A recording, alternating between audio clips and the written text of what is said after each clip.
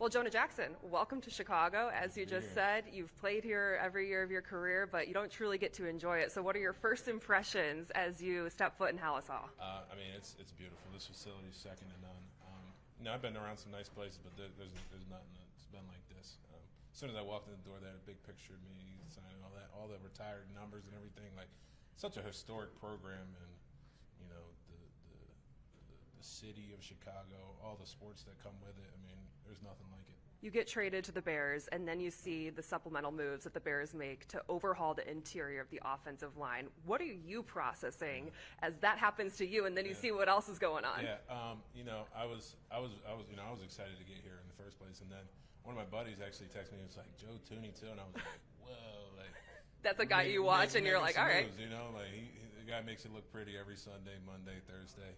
He's been around the block. He comes from multiple winning cultures, and I said it earlier. Like, I've never really been around a veteran guard that's as decorated as he's been, and I'm excited to implement the stuff he has in his game and in my game, and then also Drew Dahman. I've had some crossover tape with him. I mean, you preach running off the ball in football, and for off the line, this guy sprints off the ball. Like Grady said, he can reach a 3 technique. You know how hard that is?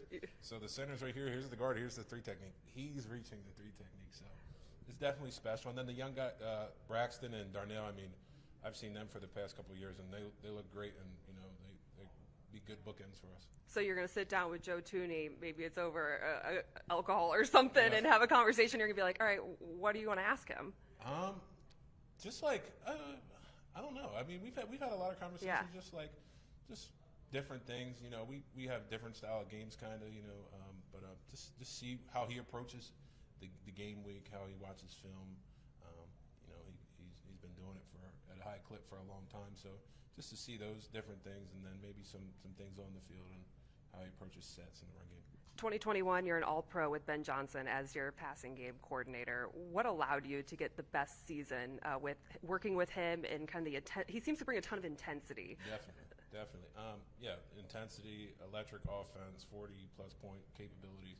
But like I said earlier, he calls the game to our strengths. He doesn't just think about Caleb or whatever the perimeter. He thinks about all 11 on the field at the same time. And, it's what's led to most of his success, and, I'm excited for it. You said last year made you appreciate the game a little bit more. Was it tough, though, going through the injuries, starting over in a new place, and having to navigate all of that? Yeah, definitely. Life comes with its trials and tribulations. It's just a part of it.